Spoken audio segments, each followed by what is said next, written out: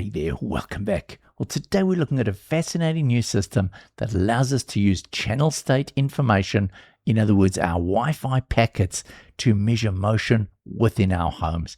Now, just to be upfront, Tommy did give me the access to the system free of charge, but this is not a sponsored video and they have absolutely no control over what I'm about to say. So as I move into the zone between the two ESP32s, you can see the change in the signal visualizer, and this is converted over to motion inside of the Tommy software.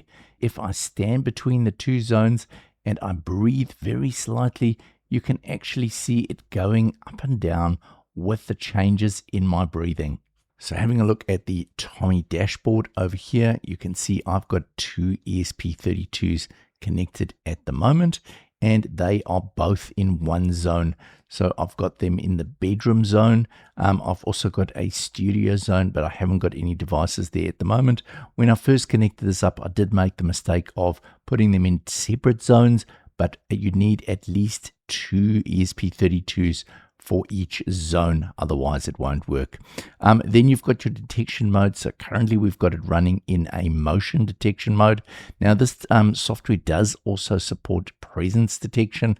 However, you do actually need an ESP32C5, which will operate on the 5 gigahertz band in order to work in the presence mode. Unfortunately, I don't have any C5s lying around. Under performance mode, we've got conservative, performance, or high performance. So those are different levels of sensitivity. And then we also have a boundary mode. So it can be either precise boundaries, balanced, sensitive, or we can actually go in here and set custom modes. So once you've done that, you can adjust the threshold over here. So you can see as we get movement showing, you can select where your threshold is. So if we bring our threshold right down, then only the tiny bits of movement will trigger it. If we move it further up, then obviously you'll need more movement in the zone to actually trigger it. We've then also got a hold time, so you can set this up in seconds. Down the bottom here, we've got some real-time statistics that we can see happening, and then we've got this signal visualizer. So as we move through our house, we affect the radio signals or the Wi-Fi signals, and this is what the system uses to actually detect our movement. So it can sense through lightweight walls, such as plasterboard in my home. You can set up multiple zones with this system. Just be aware that general ESP32s do not have directional antennas, so you may need to look at directional antennas if you want to make more tightly limited zones. You also don't need any sort of hub to run this. We are going to be running it as an app within Home Assistant, or you could run it as a Linux host Docker if you prefer. Now, in order to set this up, all you need is a minimum of 2 ESP32 devices. I'm going to be flashing these directly with the Tommy software, but you could set them up with ESP Home if you prefer, so they can be used both as Tommy sensors as well as ESP32 devices, which could be used to measure temperature, humidity, etc. Then what we're going to do is we're going to set up an app within Home Assistant where we're going to download the Tommy software, and then we're going to create a hex install to link between the Tommy app and Home Assistant so that we can see when it's detecting movement. Now, do bear in mind that Tommy is a closed source system. In other words, it is a purchase price, but it is a one-off purchase. It's not a subscription model. And yes, there are other ways of doing this as well. Philips Hue has tested it out using something called Motion Aware. And then there's ESPectra, which is an open source system, which is another way of trying this out. Installation is pretty simple. Go along to the Tommy website and copy the GitHub repository. Then within Home Assistant, go to Settings, Apps, Install App, click the 3 dots up the top here, select Repositories, and add a new repository.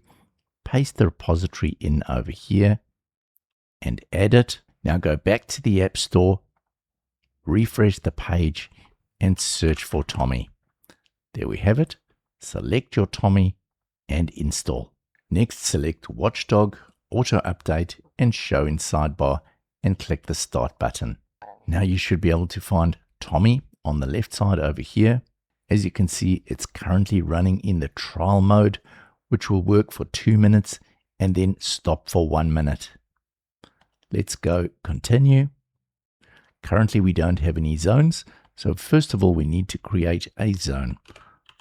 I'll create a zone for the studio. Next, we need to start flashing our ESP32s. I've already got 2 here that are previously flashed. The way we do it is we go along, we select flash. I'm using the Tommy flasher mode. I'm going to be flashing an ESP32 device. Now it will start preparing the flasher. Just give it a little while and it'll be available soon. Now we need to connect our device.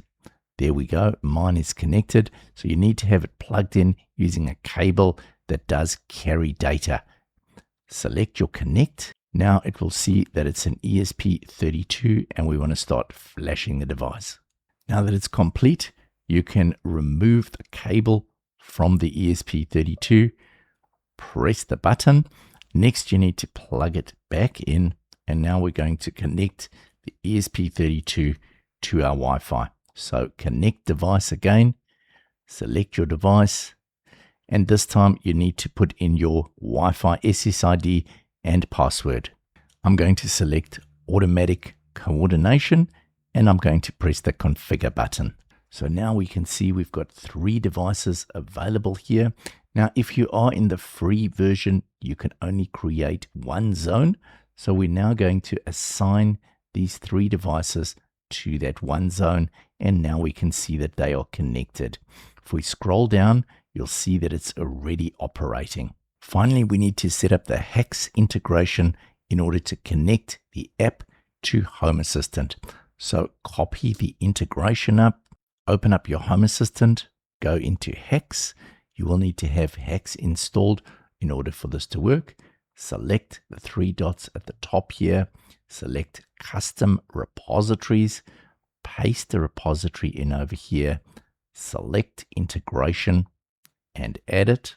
Now you need to restart your Home Assistant.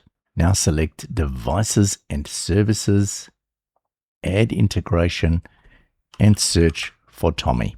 Next, select the host IP. This is the IP address of Home Assistant. Leave the port as 1886 and submit. Now you can select areas.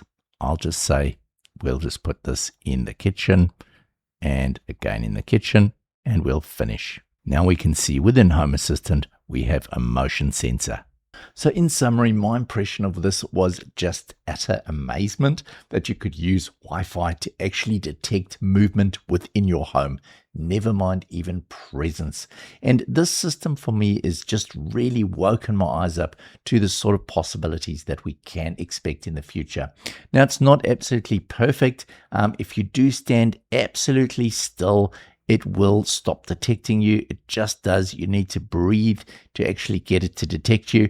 And I think if you use the C5, which has got the Wi-Fi 5, it would work way better because then you'd have the presence detection as well. Unfortunately, I didn't have any of those lying around. But I'd be very interested to know what your thoughts are about this technology. I did speak to the developer of this product, and he's got a lot of future functionality coming. Apparently, with this software in the future, you will actually be able to detect different people. So he's been able to get it working where it actually can tell between the difference between him and his girlfriend because of their individual movement patterns. Apparently, this can also be used for things like gesture detection and all sorts of things in the future. So there's lots of opportunities. What he was also suggesting is in the future, he's hoping to get the software with working with other devices, other Wi-Fi devices in your house that don't have to be flashed. So please let me know what your thoughts are. Hope you've enjoyed this video. If you have, please like and subscribe, and I'll see you in the next one. Bye for now.